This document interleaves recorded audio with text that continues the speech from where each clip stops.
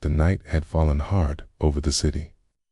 A blanket of fog drifted low through empty streets, muffling the sounds of life that once moved here. Its lamps flickered with tired yellow light, casting long shadows that trembled with every gust of wind. It was the kind of cold that didn't just bite the skin, it settled deep in the bones, lingering in every breath like frost in the soul. Somewhere in that silence walked a girl, small, thin, and wrapped in a coat far too light for a night like this. Her name was Mira. Her footsteps echoed softly on the wet pavement, slow and heavy, each one dragged with the weight of exhaustion. The soles of her worn shoes were nearly smooth, the rubber frayed and soft with time. She clutched the coat tighter against her chest, trying to keep in whatever warmth she had left, but the cold crept in anyway, slipping through the seams like a silent thief. Mira's breath came out in slow clouds, swirling into the darkness before vanishing without a trace. Her stomach growled, hollow and aching. She hadn't eaten since morning, if you could call half a bruised apple and 2 dry biscuits a meal. But hunger was something she had grown used to. The cold was different. It was crueler, more patient. Storefronts lined the street like locked glass dreams, each one glowing from within warmth and color. Just behind the glass, Mira stopped at one, pressing her fingertips to the window. Inside, a family sat at a table, laughter flickering like candlelight as they shared a steaming pot of soup. A child pointed at something, giggling. The mother reached to wipe the corner of his mouth, her eyes soft with love. Mira looked away. She knew better than to linger. She kept walking, past shuttered shops, past alleys that smelled of rust and wet cardboard. Her eyes darted across the street, scanning for anything in awning, a crate, a stairwell, somewhere she could rest for the night. The shelters were full, and she didn't have the heart left to beg. Not tonight. Tonight, she just wanted silence, something to hold on to. The wind picked up. It tugged at her clothes like fingers, whispering through her hair. Her ears stung. Her lips were cracked. The world was fading into blue, into gray, into white. She passed by an old telephone booth, broken, shattered, forgotten, and thought, for a moment, about crawling inside. But there was no door, no warmth, just glass and memory. She didn't cry, not because she wasn't broken, but because, even, her tears had grown tired. A car rolled by slowly, its engine a low growl in the quiet. Mira stepped back into the shadows. She didn't want to be seen. People didn't help girls like her. They passed by quickly, eyes averted, hoping to forget what they saw. To them, she was a ghost, a shadow in the snow. Her steps grew slower. The ground beneath her feet felt further and further away. Her vision blurred at the edges. She leaned against a wall, the bricks rough against her palm. A moment passed. Then another, and still. She walked. There was something in her that refused to stop. Maybe it was memory. Maybe it was hope. Or maybe it was just survival, the quiet instinct that kept her feet moving, even when her heart begged her to collapse. She turned down a side street, narrow, silent, the kind of place no one would look. And there, at the end of the lane, was someone else, a figure, sitting against the wall, wrapped in layers of old cloth and faded blankets. A hood covered his head. His face was hidden in the folds of shadow, but Mira saw the faint rise and fall of his chest. He was breathing. Another beggar, another forgotten soul. For a moment, they stared at each other. Neither spoke. Then Mira stepped closer, drawn not by fear, but by something else. Something deeper, something human. The cold howled louder now. Her fingers trembled uncontrollably. Her knees wobbled beneath her.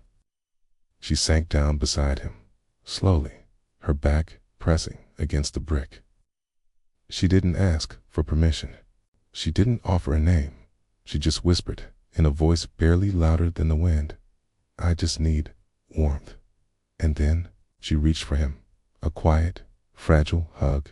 No words, no past, just shared silence beneath the bitter stars. The city stretched on in silence, heavy with cold and wrapped in darkness. The streets were nearly empty now, emptied of sound, emptied of people, emptied of warmth. Mira walked slowly, each step echoing in the stillness like a heartbeat too far apart.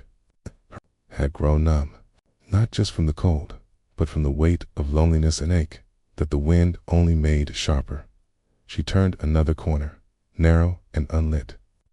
The lamps here had long stopped working, their necks bent like tired soldiers, and the air smelled of damp stone and old rain. The alley ahead was barely visible, just a soft outline of brick and silence, and there, curled in the shadows, was a figure, still, silent, wrapped, cut, in rags. Mira froze. Her instinct screamed to walk the other way, to turn back, to not trust anyone in a place like this. But something in her paused. The figure was sitting low against the wall, body hunched, as though the weight of the world had pressed him into the earth. His blanket was patched with holes, his fingers just barely visible beneath the folds of cloth. She could have walked on, could have pretended not to see him, like everyone else had pretended not to see her. But she didn't. She stood there, in the middle of the quiet street, as snow began to drift down from the sky in soft, lazy flakes. They danced in the streetlight behind her, gentle and glowing. The city, despite all its harshness, looked almost beautiful in that moment, almost kind. The figure didn't move. Mira stepped closer. Slowly, the fear in her chest fluttered like a trapped bird, but she didn't stop. He didn't speak, and when she reached just close enough, she could see his eyes, half hidden beneath the hood, half buried in shadow.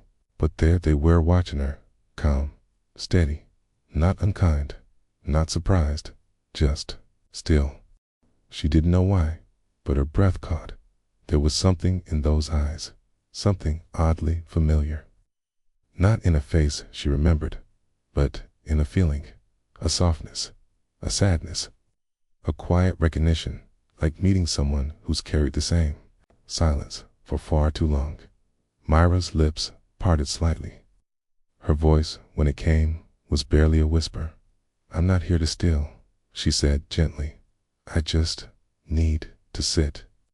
For a moment, still no words from him, but something about his body shifted.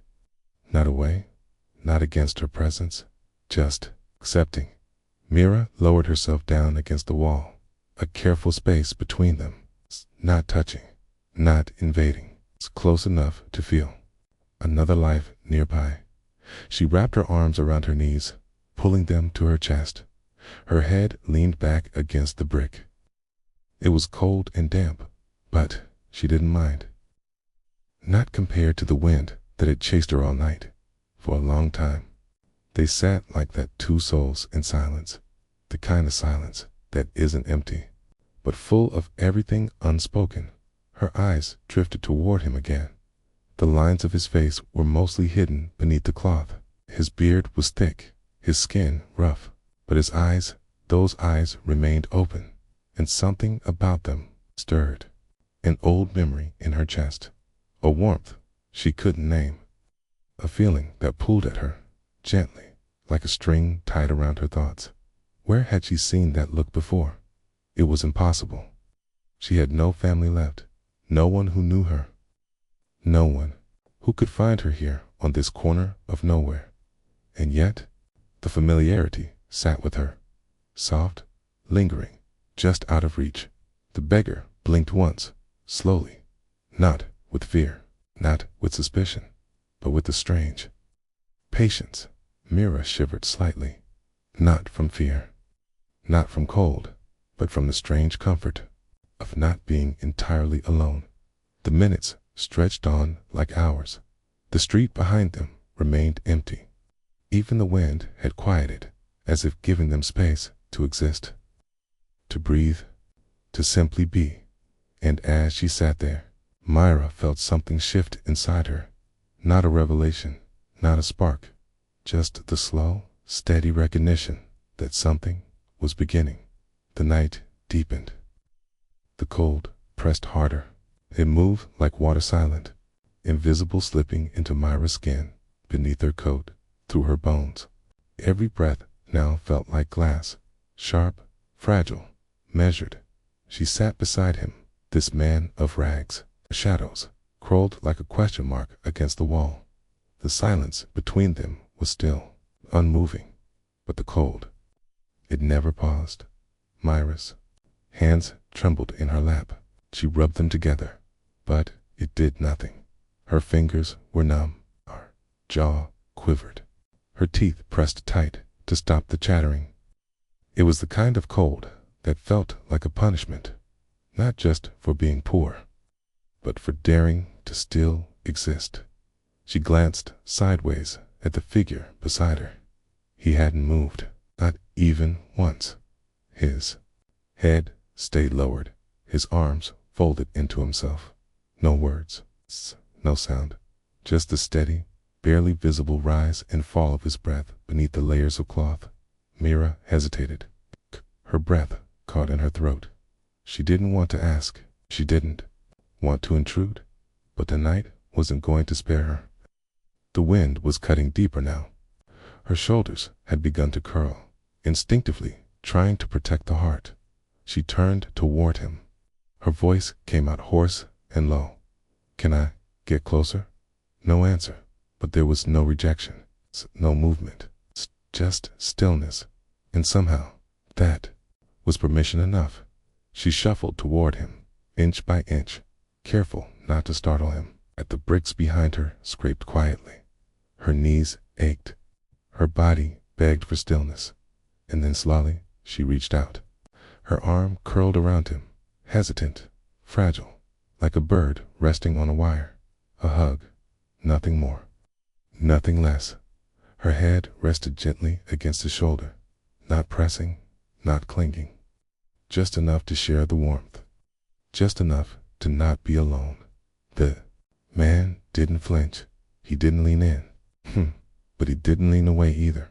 His body was warm, not hot, not comfortable, but compared to the wind and stone, it felt like the sun. The sudden contrast made her eyes sting. Not from the cold, this time, but from something softer. He still didn't speak, but Mira could feel the steady rhythm of his breathing. It grounded her, slowed her own chest, slowed the panic, slowed the noise in her head. She closed her eyes, and in that quiet, the world faded. No cars passed, no sirens cried, no dogs barked, just her and him. Two people pressed together in a corner. The world had forgotten. She didn't know who he was, didn't know his name, didn't know what brought him here. But in that moment, none of that mattered. What mattered was warmth and silence, and the way he didn't pull away. The cold tried to return. It nipped at her legs, bit at her toes, crept into the seams, but her body had found something to hold on to. She remembered a time, long ago, when she'd hugged her little brother this same way during a storm.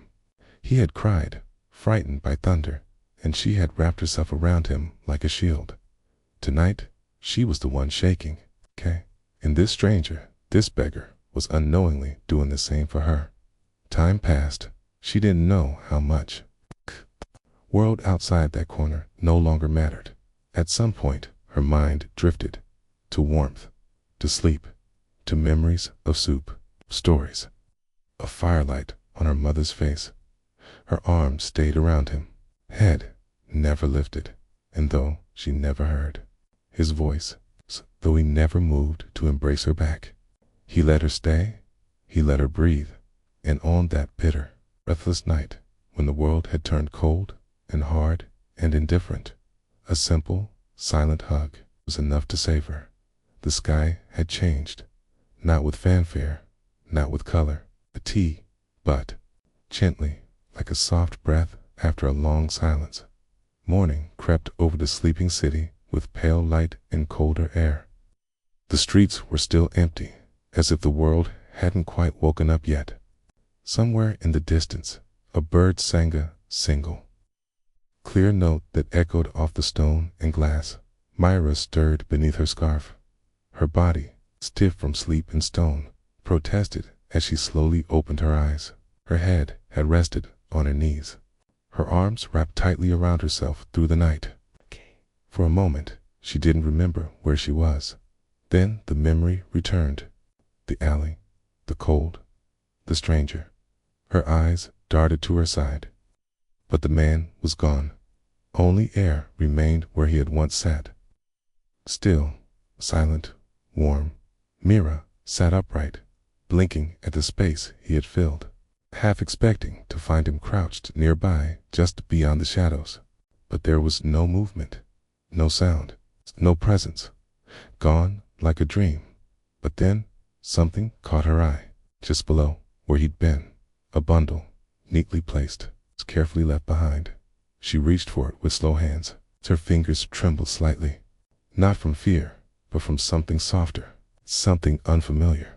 It was wrapped in old cloth, folded gently. She opened it. Inside, resting quietly like a secret, was a small packet of food, a chunk of bread, a boiled egg, a piece of chocolate, still wrapped in gold foil, its corner a little crushed. Mira stared, her breath caught for a moment. She hadn't tasted chocolate in months, but it wasn't just the food.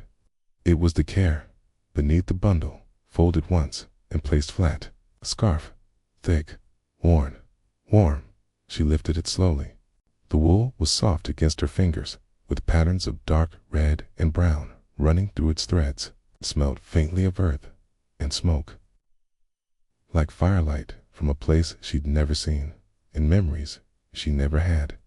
She held it close to her chest. For a long time, she said nothing. She just sat there on the cold ground, scarf in her hands, food on her lap, trying to understand. Why would he leave this? He hadn't spoken a word. He hadn't asked her name. He hadn't even looked at her long, but he had stayed. He had shared his warmth, and now he had given more than she could ever repay. The morning wind moved softly past her. It lifted her hair from her face, brushed against her skin, but the chill no longer felt cruel. She wrapped the scarf around her neck, tucked it beneath her chin. It fit perfectly. She stood up. The world around her had begun to wake. A shopkeeper in the distance rolled up a metal shutter. A stray dog trotted across the street, tail wagging with no destination. The sky was slowly turning silver. Dot and Mira, still wrapped in silence, turned back to the place where he had sat. There was no one there, no trace, no footprints, just the bricks, the wall, the shadows. Still, she smiled, a faint, tired smile. But real, she looked toward the end of the alley, where the city waited with all its noise, all its hunger. And she whispered, voice low, steady, meant only for the wind, "Thank you." It was quiet, but it was enough, because kindness, even when silent, leaves behind an echo, and Mira would carry it, wrapped around her neck, and tucked deep inside her heart. The morning sun spills gently over the narrow alleys of the old market, painting golden light on cobbled stones. Dust dances in the beams, soft and weightless, as if the city itself is still rubbing sleep from its eyes. Somewhere among the early murmurs and creaking shutters, Mira finds herself stepping into another chapter of survival. She walks slowly between stalls, her breath rising in faint clouds, the borrowed scarf wrapped tight around her neck, a memory of a silent kindness. She still doesn't know who he was, but in a world that had turned its back, one stranger had stayed long enough to make her feel seen. Now, the market is her new home. She earns her place quietly sweeping, folding, arranging crates of vegetables with care. The stall owner, an old woman with sun-weathered skin, watches her closely but says little. Maybe she sees something in Mira, maybe she doesn't, but she lets her stay. That's enough. The rhythm of the market hums on. Men shout prices with cracked voices. Women laugh with arms full of fruit. And children dash between the legs of grown-ups, their joy untouched by the weight of the world. Mira blends into it all, invisible yet present, finding comfort in the noise. But even in the busiest places, silence knows where to hide. It's on the lips of those who lower their voices. It's behind the eyes that glance too quickly. One day, while arranging apples in a wooden crate, Mira hears something strange. Double quotes. ... They say he walks among us. A butcher mutters behind hanging cuts of meat. Dressed like one of them, says a vendor, slicing open a ripe melon. Filthy clothes, no shoes, but eyes that see everything. Mira stills. She doesn't turn around. She just listens.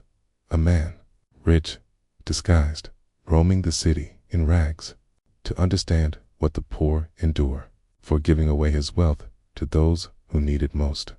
A whisper, a story, a legend passed from tongue to tongue, never seen, never proven.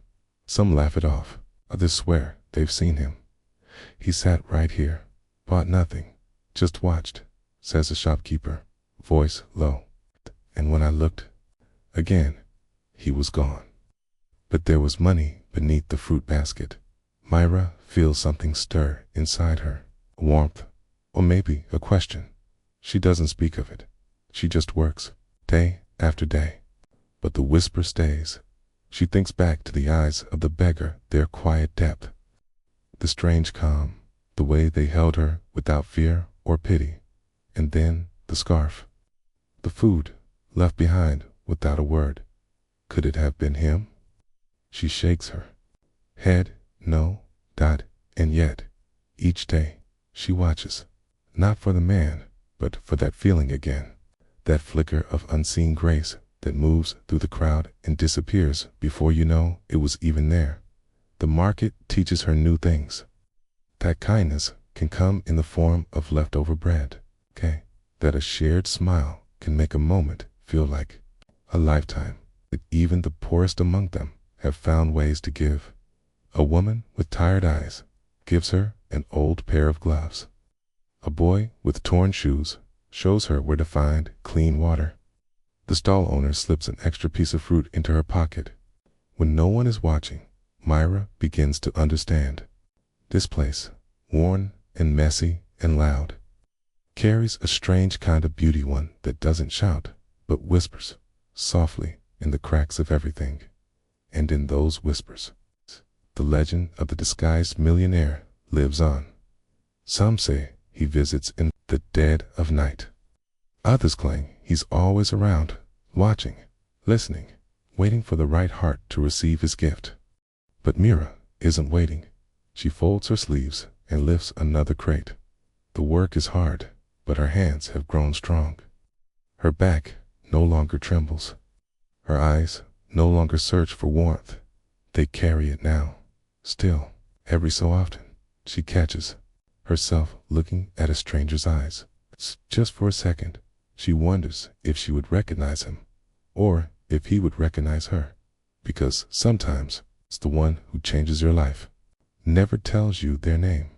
And sometimes the richest souls are the ones who walk barefoot through the dust, leaving behind nothing but whispers in the market. The days were still hard, but they no longer felt empty. Mira had found a rhythm in the struggle, waking before sunrise, sweeping the stall's wooden front, arranging fruit in neat little pyramids, smiling at customers she didn't know, hoping they'd return. Her fingers were calloused now, her shoulders always sore, but something about the routine felt grounding, like she was piecing together the lost fragments of herself. The marketplace was always alive. Children ran barefoot, chasing each other between baskets of mangoes and the scent of boiling chai. Vendors shouted names and prices, their voices overlapping like waves crashing onto a shore. Tourists bartered clumsily. Locals watched with patience. And above it all, the sun cast long shadows between worn rooftops and crooked umbrellas. That morning felt no different at first.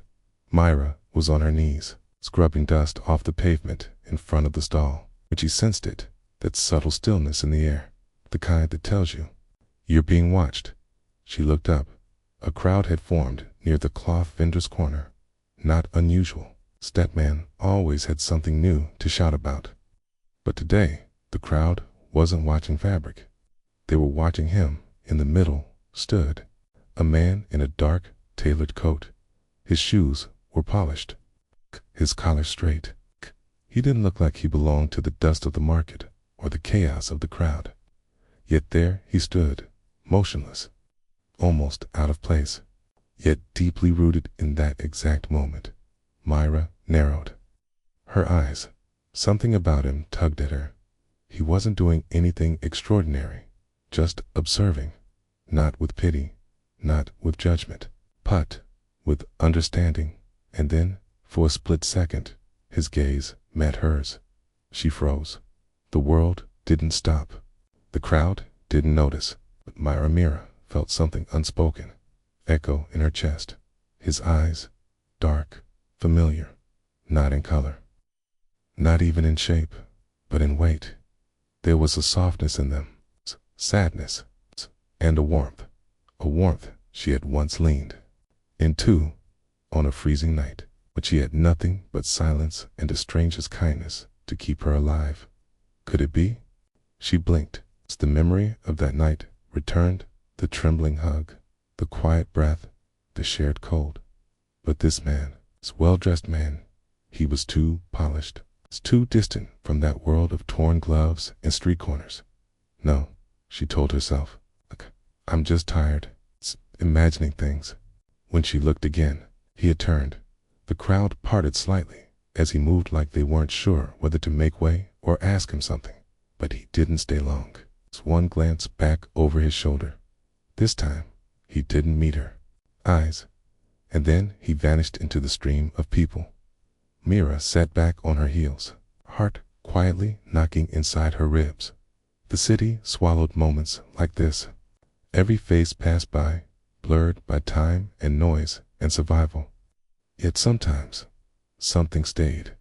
A whisper, a flicker, a pause. She returned to her work, brushing the stone clean again, but her mind wandered. What if the stories she'd heard were true? The rumors whispered by old vendors between tea sips about a man who walked the city dressed like a beggar, learning the stories of the forgotten, then returning, not with fanfare, but with quiet acts of kindness that changed lives. Could it be the same man who gave her the scarf? The food? Could it be that the warmth she'd felt on that desperate night was more than a moment? That it was part of a story still unfolding? The wind tugged gently at her hair. A vendor nearby laughed loudly. A boy dropped a basket of lemons. The market moved on like it always did. But Mira stayed still for a moment longer, her fingers brushing the scarf around her neck. It had faded a little, worn now, like the hands that wrapped it, but warm, still warm. She looked toward the corner where the man had stood. Empty now, just footprints and dust, but in her chest, something had shifted. A seed of wonder had been planted. She didn't know if he was real, if he was the same, if he was ever coming back. But in a world where kindness had once saved her, even a hope of that kindness returning was enough to make her believe. The morning was ordinary. Vendors arranged their stalls. Voices rose in greetings. The scent of roasted peanuts drifted lazily through the air. And Mira, as always, moved silently, wiping down the wooden counter of her stall, folding small cloths with care, pretending the world didn't feel too large for her. But something felt different that day. A stillness hidden beneath the noise. A hush beneath the chatter. Then came the sound. Not loud, not jarring, just the quiet pull of tires on gravel, soft and deliberate, like someone whispering into the rhythm of the street. Mira looked up. A sleek, black cart, too elegant for this part of town, lighted to a stop in front of her stall. Its windows were dark, reflecting nothing, hiding everything. Time slowed. Vendors paused. Conversations froze mid-sentence. The clatter of daily life softened, as if the city itself was watching. The driver stepped out. He wore a perfectly tailored black suit, not flashy, not loud, just pristine, as though every thread knew where it belonged. He didn't say a word. Instead, he walked to Mira calm, measured, respectful. No glances at the crowd, no arrogance in his stride. He held out an envelope, sealed in deep cream paper, with a golden emblem stamped into the flap. It shimmered softly in the light, catching the sun like a secret meant only for her. Mira stared at it, at his gloved hands, at the strange stillness in his eyes. Her fingers hesitated, hovering midair, unsure if this moment belonged to her, someone else. But slowly, gently, she reached out and took it. The man bowed his head, turned to the car, and without a single word spoken, he was gone. The black car vanished into the blur of city streets, swallowed by noise and movement. And Mira stood there, alone once more, with the envelope pressed between her hands like a heartbeat. She opened it. Her fingers trembled as she unfolded the ivory card inside. The letters were calligraphed in ink that glowed like old stories. The language was simple. It's just an invitation. No names, no explanation. Only a place, a time, a date, a hotel name she had only heard in passing, luxurious, unreachable, whispered by women in salons and men in coats far too fine for dust. Mira blinked. A charity event. Her. She looked around, half expecting someone to laugh, to reveal a prank or a mistake. Oh, but the street had already moved on. A child tugged at his mother's shawl. A man haggled over cucumbers. Life returned to its rhythm, and Mira stood in the middle of it all, the card clutched to her chest, her heart knocking like it had just remembered how to hope. She didn't understand it. Why her? Why now? Was it a mistake? A test? A joke played by the universe? She sat on the small stool beside her stall, staring at the invitation. The letters danced in her mind, looping and swirling in a language her heart felt before her thoughts could catch up. And then she remembered the rumors, the whispers in the market of a man, a wealthy man, disguised, wandering the streets, watching the poor, understanding their world before giving his riches away. She had laughed it off back then, but now she thought of the eyes, the ones she saw in the crowd yesterday. Spark of something familiar, something hidden. Could it be? Was this connected? The scarf? The food? The man in the shadows? The whisper of kindness? And now, this. Mira stood again. Not with certainty, not with clarity, but with wonder. With a sliver of something that hadn't lived in her chest for months possibility. The card still trembled in her hands, as if even the paper could feel the weight of what it carried. She folded it carefully, tucked it inside her small cloth pouch, and pressed her palm over it. Gently. She didn't know what waited for her behind those polished hotel doors. She didn't know if this was a mistake, a miracle, or a mystery yet to unfold. But something told her this wasn't the end of her story.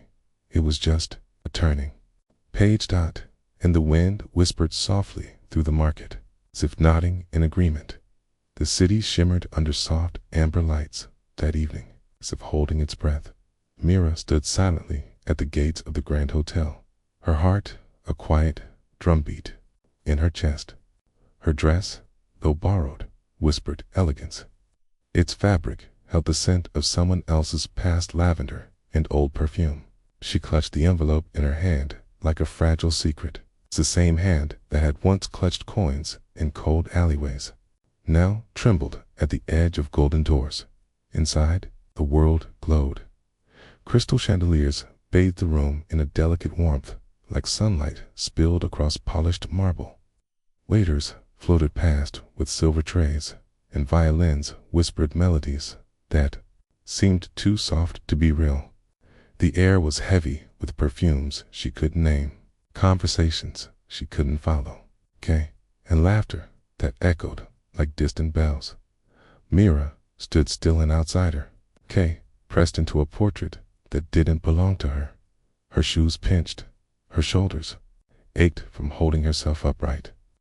She nodded politely at strangers and stared at the glint of cutlery and glass, not knowing where to rest her eyes. Okay. She wondered how many of these people had ever stood in the rain with empty pockets. How many had ever been hungry enough to cry. And yet, there was something here, a softness beneath the glamour, a quiet hum beneath the noise. She walked slowly through the room, tracing the edges with her gaze. Every now and then, a face would turn toward her. Some smiled, others stared, puzzled. Tea, but no one stopped her. Tea, no one asked why she was here. She moved like a question in a room full of answers then. The music paused. Heads turned toward the grand staircase at the far end of the hall. A hush fell, gentle but total, and that's when she saw him. Descending slowly, step by careful step, was a man in a black tuxedo. His presence wasn't loud.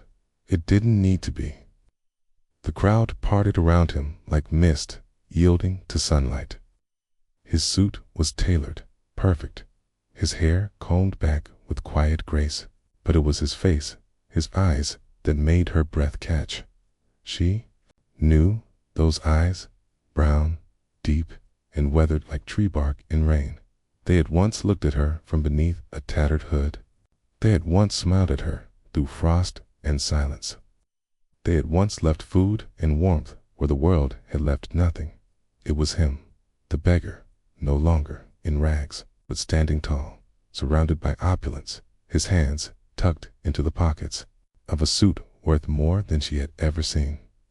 Mira's mouth parted, but no words came. He didn't speak either. Not yet. He moved through the room with ease, nodding to guests, exchanging pleasantries. When his eyes found hers again, everything else dissolved.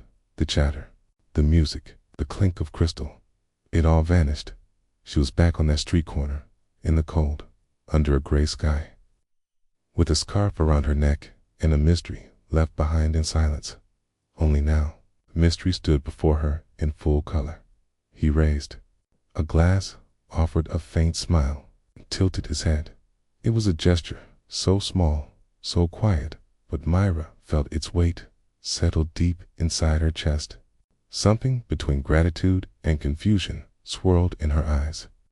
She looked down at her borrowed dress, her trembling hands, her scuffed shoes, and yet, she didn't feel small, not anymore, because in that moment she understood.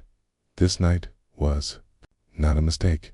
This place, this crowd, this invitation, it had all been meant for her. A thread woven from kindness, patience, and unseen care.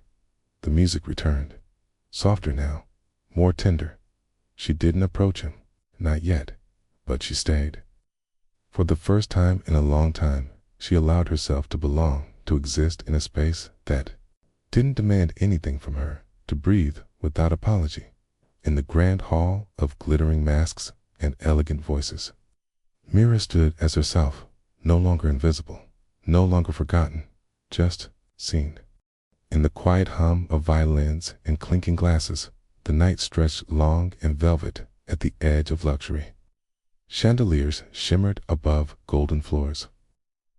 Elegant silhouettes floated through the ballroom like clouds caught in candlelight, and Mira stood still. Her borrowed dress clung to her modest frame. Her eyes, large and wide with disbelief, were fixed on the man at the center of it all. The man who had just been introduced as the host. The man in the tuxedo. Ayan, Malik, the name carried. Wait, a reclusive millionaire? A ghost of the upper world. Now, no longer a rumor. He was here, surrounded by admirers and applause. But to Mira, he was something else. He was the man on the sidewalk, the beggar with hollow eyes. The one she had hugged, her breath caught in her throat, The world around her blurred. Voices faded into cotton. She wasn't at a gala anymore. She was back in the biting cold, her hands wrapping around a stranger, shivering beneath thin cloth. That night had stayed with her. She had never understood why, till now, and now. He was walking toward her. His steps were deliberate, measured, as if time itself had slowed to let the moment breathe. Eyes the color of stormy skies met hers, soft, searching, familiar. "Mira," he said. His voice was quiet, almost fragile. "I was hoping you'd come." She didn't answer. She couldn't. Emotions twisted inside her confusion. A strange sense of recognition. He smiled, gently. "I remember the warmth of your arms more than anything I've known in years." Her lips parted, but no words came. The weight of time. Everything was too much. So he continued, softly, as if reciting a secret. "I was tired, Mira. Tired of numbers, of sterile boardrooms, and empty praise. So I vanished, disguised myself, slept on concrete, lined up for soup, sat alone in crowds." He paused. His gaze never left hers. "And then one night, a girl with nothing gave me everything." Her eyes welled. "You gave me dignity," he said. "A moment of humanity when I had none left. And I never forgot." She felt her knees tremble. The room spun, not with noise, but with emotion. How strange, she thought. How strange that a single moment, one act of warmth, could ripple so far. He looked down, almost sheepish now, and pulled something from his pocket. A crumpled napkin, faded, folded carefully. "I kept it," he said. "The one you wrapped around my hands that night. I still remember how your touch felt through it." Mira reached out instinctively, fingertips grazing the edge of the napkin. "I searched for you," he whispered. "Tried to find you. I watched the market every day, waited for that feeling to return. And then, there you were, sweeping a storefront." Tear slipped down Mira's cheek. "All this," he gestured around. "The grand hall was not to impress you. It was to bring you here. To show you what your kindness taught me, that humanity is not in what we own, but in what we give." The chandeliers dimmed. Somewhere, a piano began to play. Soft, slow. "I wanted to tell you face to face," he said. "Not as Ian Malik, the name on magazines, but as the man you met on the coldest night." Myra's voice finally broke free. "Why me?" she asked, barely above a whisper. He smiled, because she didn't look away. And in that moment, the gala faded. There was no luxury, no fame, no stage. Just two souls standing beneath quiet light. The girl who had nothing. The man who once had everything but felt empty. Now, in the hush of revelation, something new had formed. A bridge, an understanding, a memory rewritten. Mira didn't know what the future held. She didn't need to, because in this one moment, rich with silence, soaked in truth, she felt seen. Not by a millionaire, not by a stranger, but by someone who understood what it meant to be invisible and to be found. And so, beneath the shimmer of chandeliers and the quiet awe of 1,000 glances, she did what she had done that night on the street. She stepped forward, cool, and embraced him again, not out of pity, not out of surprise, but out of recognition, out of grace, out of something that needed no explanation. The evening was quiet, almost reverent. Soft golden lights hung like stars across the ballroom ceiling, casting everything in a warm, forgiving glow. Mira stood still in the middle of it all, her heart still struggling to catch up with what her eyes had just witnessed. Kian Malek, the beggar who once sat shivering outside her little bookstore, now the host of a glittering gala, the man in the sharp tuxedo. He had spoken his name like it was both a truth and a confession. In Mira, she had only been able to look at him, not with judgment, but with the quiet ache of disbelief. Now they were alone. He had gently asked for a moment in private. The music faded behind them as they stepped into a quieter lounge, away from the crowd, where only the soft ticking of a vintage clock broke the silence. Ayan looked at her not as a millionaire, not as a stranger, but as a man stripped of pretense. "I owe you a truth," he began, his voice low, grounded, and an apology. Mira didn't speak. She waited. He took a breath. "There was a time," he said, "when I had everything, but felt nothing." He paused, choosing his words. "Like fragile glass. I lived in towers, but I was buried inside myself. One day, I left it all to feel what it's like on the other side of glass." His gaze dropped. "I wanted to know hunger, cold, rejection. I wanted to understand the kind of life my fortune had never shown me. And then, one winter morning, you gave me a cup of tea, a wool scarf, and something far rarer. You gave me warmth without expectation." Mira blinked slowly. That morning had stayed with her, too. She'd felt it in her bones. That moment. He continued, "Taught me something my millions never could. That a stranger's kindness is the power to thaw what no sun can." Silence wrapped around them again. Then, slowly, he reached into his coat and pulled out the very same wool scarves, still frayed at the edges, still faintly smelling of jasmine and bookstore paper. "I kept it," he whispered.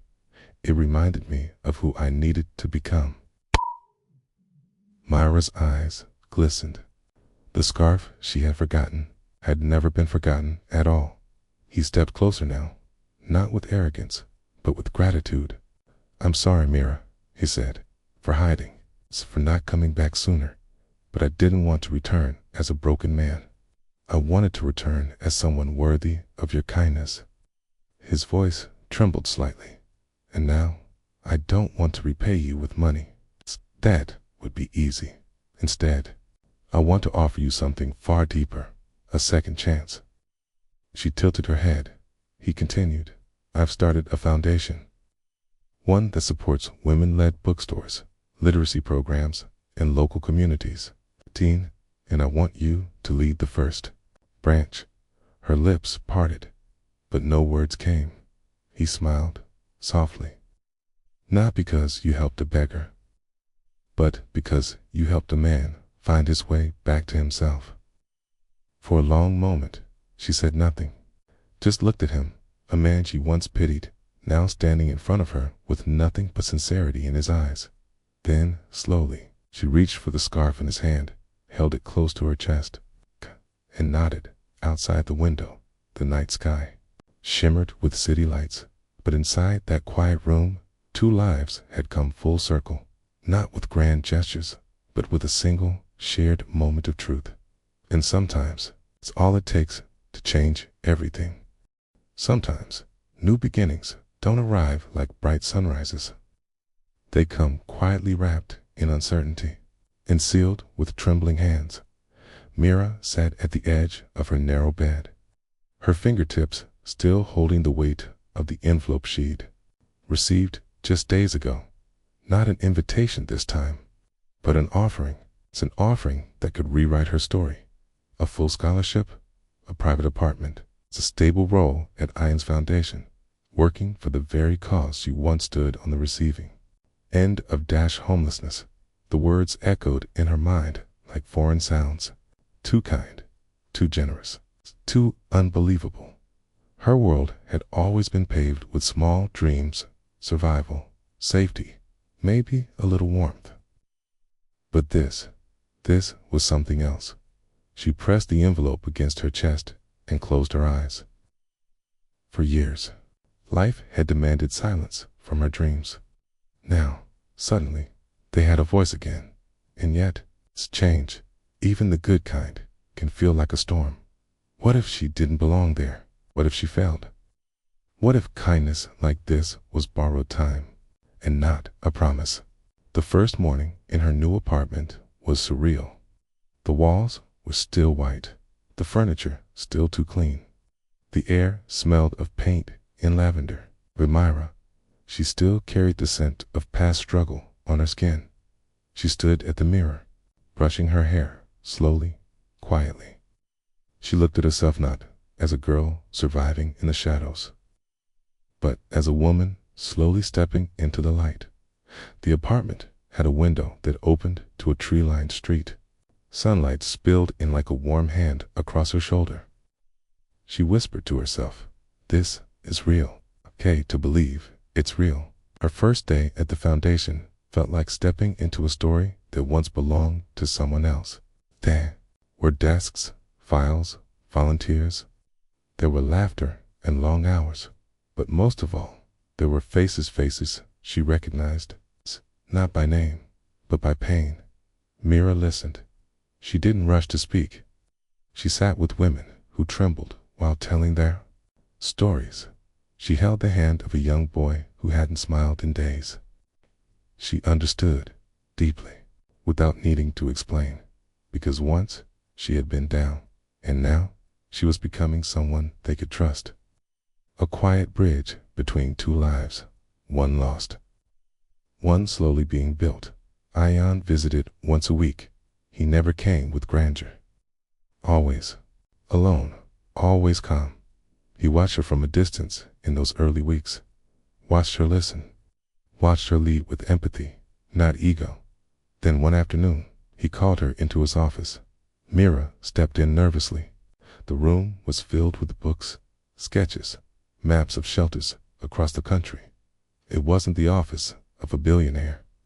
It was the room of a man building hope with his own hands. Ion looked up, smiled gently. "You've already changed more than you know," he said. Mira shook her head, unsure. "I've just been trying to learn." He paused. "No, you've been trying to care." "That's rarer." She blinked. No one had said that to her before. Weeks turned into months. Mira grew into the rhythm of her new life. She began attending evening classes, psychology, community care. She walked home under city lights that once felt distant. Now they lit her way like stars. She learned how to design programs, how to file grant reports, how to speak on panels. She began to believe in her voice. She learned to forgive her past. She kept a small photo by her bedside. It's a photo of the alley where she first met Ion, back when he was just a shadow, a beggar, a mystery. Sometimes, before sleep, she'd whisper, "Thank you," not just to him, but to the version of herself who didn't give up. The girl who, even in the coldest night, chose kindness. Change is never sudden. It grows like spring through winter soil. It needs time, it needs patience, and sometimes it needs someone to believe in you before you do. Mira wasn't perfect. She had days when fear returned, days when she sat by herself and cried, not because she was sad, but because the new life felt so big, and she still felt so small. But she stayed. She worked. She healed. And one morning, without even realizing it, she woke up, not feeling out of place, not feeling unsure, but feeling home. This wasn't a fairy tale. No glass slippers. No perfect endings. But it was real. And that, perhaps, was more powerful than any fiction. Mira had stepped into the storm of change and found her way through it, not by chasing wealth, but by holding onto the same thing she had given a stranger in the cold, warmth. And now she was giving it back. One soul at a time. A life once lost, now finally beginning. Some love stories don't begin with fireworks. They begin in silence, in kindness, in warmth, shared beneath the coldness of a night sky. Mira's days had changed. There were no more empty benches or borrowed coats. Yet, her soul still wandered the edges of her past, holding tightly to the quiet streets that once shaped her. Ion though powerful and wealthy, wasn't much different. He walked with the same measured stillness, spoke with the same eyes that had once begged for mercy on a winter evening. They both carried shadows of who they used to be, but together they learned how to walk toward the light. They weren't loud people. There were no grand gestures, no glittering declarations under chandeliers, just quiet dinners where spoons clinked gently against porcelain, shared glances across rooms filled with busy people, and the soft thump of two hearts learning how to trust again. One evening, Myra stood by a window in her new apartment. The city's lights blinked softly in the distance, like fireflies in a glass jar. Ayan sat nearby, a book open on his lap, unread for the past 20 minutes. He wasn't reading, he was listening to the silence between them, to the unspoken bond they had slowly built, one heartbeat at a time. "Do you ever miss it?" Mira asked, not turning from the window. Ayan looked up. "Miss what?" "The cold, the streets, the way people pass by you like you didn't exist." There was no bitterness in her voice, just reflection. Ayan closed the book and set it aside. "Sometimes," he said, "not because of the pain, but because that's where I met you." Her eyes flickered, catching his in the reflection of the glass.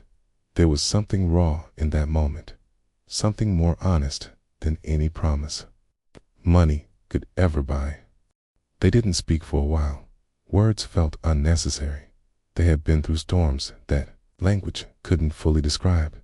All that mattered now was the peace they found in each other's presence.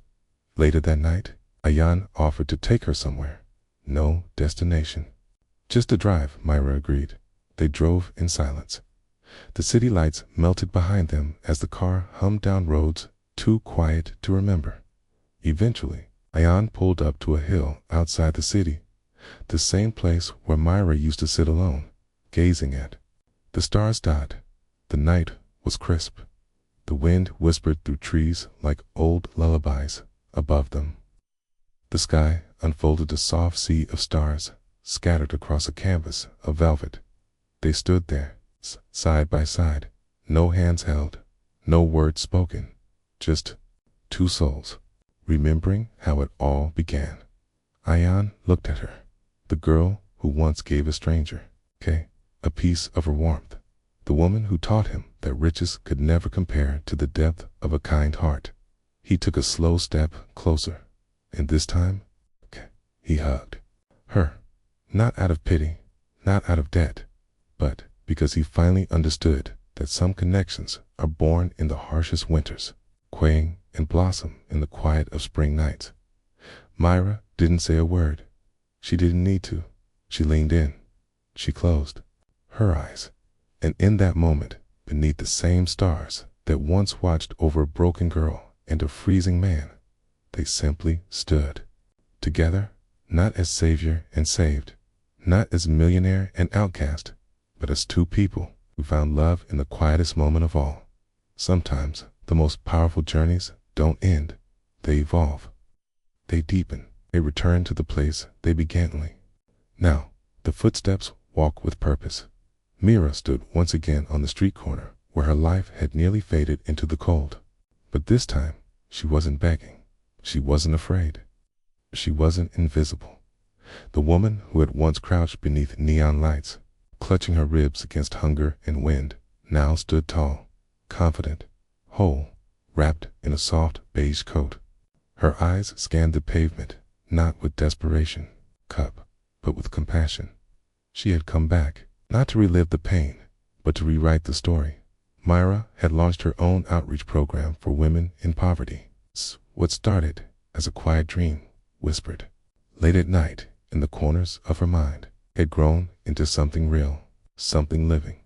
The initiative was small at first, a warm meal, a listening ear, a donated sweater. But what Myra gave was more than material. She gave her story. And in doing so, she gave them permission to hope again. Each morning, Mira and her small team walked the sidewalks where so many slept curled beneath the newspapers in silence. They offered care without pity, help without judgment, love without condition. Women saw her and paused.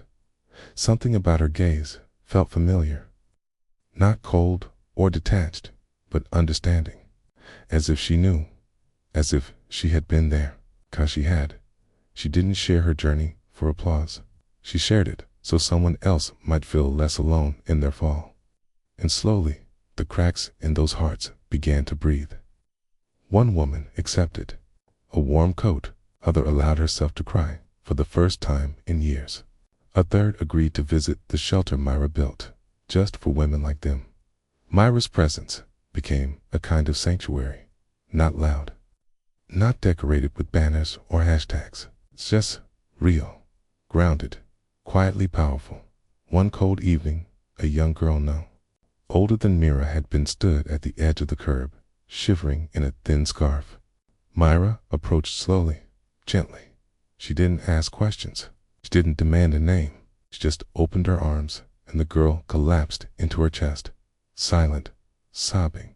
Saved that hug, that one small act that had once changed Mira's own life. It now became her gift to the world. Again and again, she offered it. Two strangers, two sisters in survival. To those who have forgotten what warmth felt like. In time, people began to speak of her, not as the girl who had suffered, but as the woman who gave. She hugged me, one woman said through tears. For the first time, I believed I wasn't trash. Another whispered, I didn't want help, but she didn't try to fix me. She just sat beside me and saw me. In a world addicted to speed and noise, Mira moved like still water, soft, steady, transformative, and always by her side. Oft in the background was Ayan, not as a millionaire with solutions, but as a witness. He had given her the resources, but she had built the meaning. He watched as she changed lives, not with money, but with memory, with grace, with presence. Mira had become the story she once longed to hear. And though she didn't seek praise, the world noticed. Articles were written, documentaries filmed, though she kept her gaze low, her heart open, her mission pure, because this wasn't about fame. It wasn't even about redemption. It was about returning to those forgotten places, returning to the people left behind, returning to offer what she had once needed most, a chance, a hand, a hug. Years from now, people may forget the name of the program. They may not recall the exact words of her speeches, but they will remember her presence, her stillness, her embrace. They will remember that someone came back, not as a savior in shining light, but as one of them, healed, hopeful, human, and, in the quiet moments, beneath the same street lamps that had once watched her shiver, Mira would wrap her arms around another lost soul, whisper, you're not alone. And maybe, that would be enough to change everything. 1 year had passed. The world kept moving, cars rushing, people walking, lives unfolding at the speed of time. But on that quiet evening, beneath a pale golden sky, Mira stood, still, at the very corner where her story had once crumbled, and quietly begun again. She held a small candle in her hand. It was no grand celebration, no audience, applause, just her, the street, and a soft breeze that whispered through her hair. The flame flickered gently, like a heartbeat. This was the place where her old life had ended, a life of hunger, of cold sidewalks, of silence louder than any noise. But it was also the place where a stranger's eyes had softened, where a second chance had quietly been planted like a seed in winter soil. Now, 1 year later, Mira had returned not as a shadow of who she once was, but as someone reborn. Her fingers trembled slightly as she knelt to place the candle on the sidewalk. It glowed like a tiny sun on the gray concrete, casting its warmth outward. A soft sigh escaped her lips, not from sorrow, but from the quiet peace that grows in the heart when healing has finally taken root. Behind her, its footsteps approached a few, then many, but Mira didn't turn. This moment wasn't about anyone else. She closed her eyes. The scent of the city lingered. Dust, rain, faint traces of roasting chestnuts from a vendor cart nearby. It all came back. The cold she once felt, the hunger, the silence, but none of it haunted her now. Because now we understood the truth. It was never the size of the gesture that saved a life. It was the warmth behind it. A small hug, a piece of bread, a kind word, a moment of being seen. That night, long ago, when she had embraced a stranger without knowing his name, something had shifted. Not just in his life, but in hers. And now, here she was, whole, strong, standing tall across the street. A man in ragged clothes sat beneath the streetlight. He looked at her, his face partially hidden beneath a tattered scarf.